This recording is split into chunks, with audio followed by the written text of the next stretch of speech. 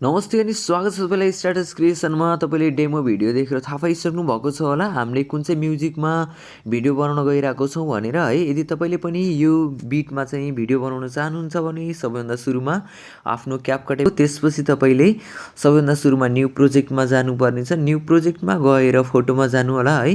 फोटोमा गइसकेपछि तपाईँले आफ्नो मोबाइलमा भएको 6वटा फोटोहरू सिलेक्ट गर्नुपर्नेछ। 6वटा फोटोहरू सिलेक्ट गरेर एड बटनमा क्लिक गर्नु होला। एड बटनमा क्लिक गरिसकेपछि तपाईँले थोरै साइडमा सार्नुहोस्। यहाँनिर एउटा फर्मेट भन्ने अप्सन आउनेछ है। फर्मेटमा गइसकेपछि तपाईँले 16:9 को रेसियो चुज गर्नुहोस्। त्यसपछि तपाईँले इमेजमा क्लिक गर्नुहोस् है। इमेजमा क्लिक गरिसकेपछि थोरै साइडमा सार्नु होला। एडिट भन्ने अप्सन भेट्न सक्नुहुन्छ है। एडिटमा जानु होला। त्यसपछि तपाईँले रोटेटमा क्लिक गर्नुपर्नेछ। सबै इमेजलाई तपाईँले 16:9 को रेसियोमा राख्नुपर्नेछ है।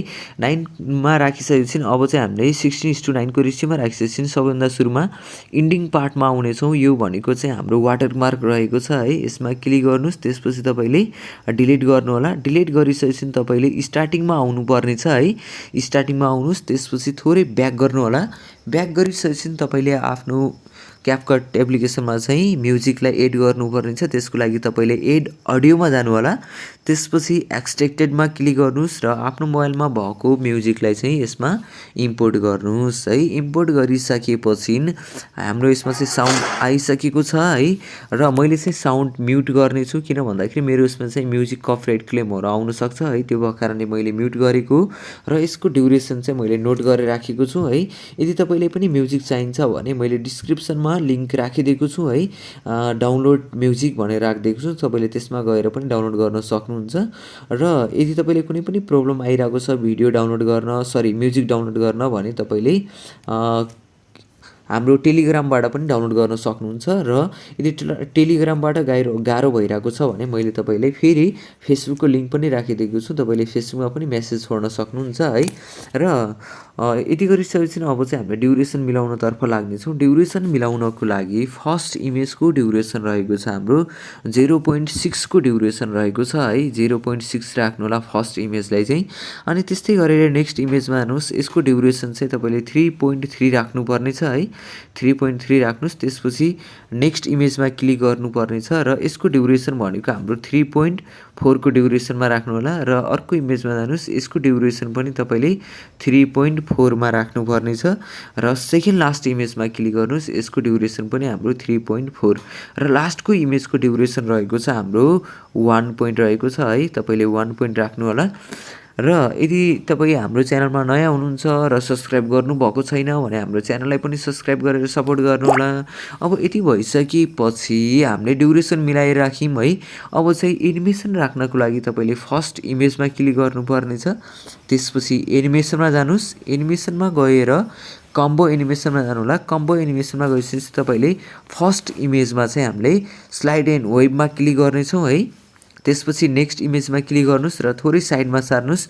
बाँकी जति पनि इमेज रहेको छ यसलाई चाहिँ तपाईँले पेन्डुलममा राख्नु होला। यसमा पनि क्लिक गर्नुहोस् पेन्डुलम 1 र यसमा पनि क्लिक गर्नुहोस् पेन्डुलम 1 राख्नु होला। र सबै इमेजमा चाहिँ है बाँकी रहेको सबै इमेजमा पेन्डुलम 1 राख्नुहोस् र यसमा पनि क्लिक गर्नुहोस्। यसमा पनि हामीले पेन्डुलम 1 राख्नुपर्नेछ है। र यसलाई ओके गर्नुहोस्।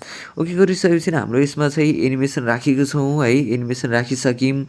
अब चाहिँ हामीले इफेक्ट राख्नको लागि दुईवटा इमेजको बिचमा आउनुपर्नेछ र तपाईँले इफेक्टमा गएर क्लिक गर्नुपर्नेछ। र फेरि यो इफेक्ट भनेको चाहिँ हाम्रो साउन्ड इफेक्टहरू है। म्युजिक इफेक्ट यो इफेक्टमा चाहिँ क्लिक नगर्नु होला। त्यो भएको कारणले हामीले चाहिँ थोरै ब्याक गर्नुहोस्। अनि त्यसपछि इफेक्टमा जानुहोस्। अनि त्यसपछि भिडियो इफेक्टमा जानुहोस्। भिडियो इफेक्टमा गइसकेपछि तपाईँले डाइरेक्टली हामीले मोड अप्सनमा जानुपर्नेछ। त्यसपछि मोडमा गइसकेपछि तपाईँले एउटा मेटर इफेक्ट भन्ने भेट्न सक्नुहुन्छ। मेटर इफेक्टमा क्लिक गर्नुहोस् र यसको ड्युरेसन चाहिँ हाम्रो 3.3 रहेको थियो। त्यो भएको कारणले हामीले फेरि यसको ड्युरेसन बढाउनेछौँ र यसलाई पनि कपी गर्नुहोस्। कपी गरिसकेपछि यो छेउमा आइपुग्नेछ। यसको ड्युरेसन चाहिँ हामीले 3.4 राखेको थियौँ है। र यसको ड्युरेसन पनि मिलाएर राख्नुहोस् र तपाईँले फेरि यसलाई कपी गर्नुहोस् र यसको ड्युरेसन चाहिँ फेरि मिलाउनु पर्नेछ र यसलाई पनि कपी गर्नुहोस्। यति गरिसकेपछि हाम्रो यसमा चाहिँ इफेक्ट पनि राख्यौँ है।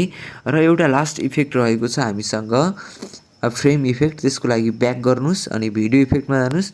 भिडियो इफेक्टमा गइसकेपछि तपाईँले फ्रेम भन्ने अप्सनमा जानुपर्ने छ है, फ्रेममा जानु होला। फ्रेममा गइसकेपछि फर्स्टमा चाहिँ हामीले अब मेटर इफेक्ट युज गऱ्यौँ, नेक्स्टमा चाहिँ तपाईँले फ्रेम लिड इफेक्ट युज गर्नुपर्ने छ है। लिडमा क्लिक गर्नुहोस् र ओके। अब लिडको ड्युरेसन चाहिँ तपाईँले फुल लेन्थसम्म राख्नुपर्ने छ है। यस, यति राखिसकेपछि अब चाहिँ हामीले यसलाई सेभ गर्नेछौँ। सेभ गर्नको लागि चाहिँ माथि अप्सन दिएको छ है, यसमा क्लिक गर्नुहोस्। क्लिक गरिसकेपछि यो चाहिँ हाम्रो सेभ हुनेछ।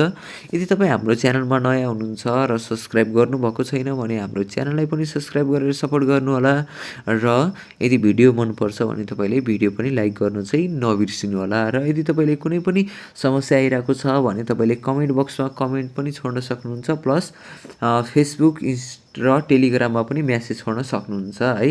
यति गरिसकेपछि अब हामीले डन बटनमा क्लिक गर्नेछौँ, त्यसपछि न्यू प्रोजेक्टमा जानेछौँ है। जुन भिडियोलाई हामीले सेभ गरेका थियौँ त्यो भिडियोलाई फेरि हामीले यसमा के गर्छौँ त एड गर्नेछौँ। एड गरिसकेपछि हामीले यसलाई चाहिँ 9:16 को रेसियोमा राख्नुपर्ने छ। त्यसको लागि चाहिँ हामीले सबभन्दा सुरुमा फर्मेट, त्यसपछि 9:16 को रेसियोमा जानुहोस् है। यसमा गइसकेपछि तपाईँले भिडियोमा क्लिक गर्नुपर्ने छ र थोरै साइडमा सार्नु होला। एडिटमा जानुहोस्, त्यसपछि यसलाई रोटेट रोटेट रोटेट गर्नुहोस् है। रोटेट गरिसकेपछि लास्ट अप्सनमा जानुहोस्, यो भनेको वाटरमार्क हो, यसमा गएर डिलिट गर्नुहोस्। यति गरिसकेपछि अब चाहिँ हामीले सेभ गर्नेछौँ। सेभ गर्नको लागि माथि एरो दिएको छ, एरोमा क्लिक गर्नुहोस्, सेभ गर्नुहोस् र हाम्रो भिडियो चाहिँ के कस्तो लाग्छ त्यस्तै प्रतिक्रिया दिन चाहिँ नबिर्सिनु।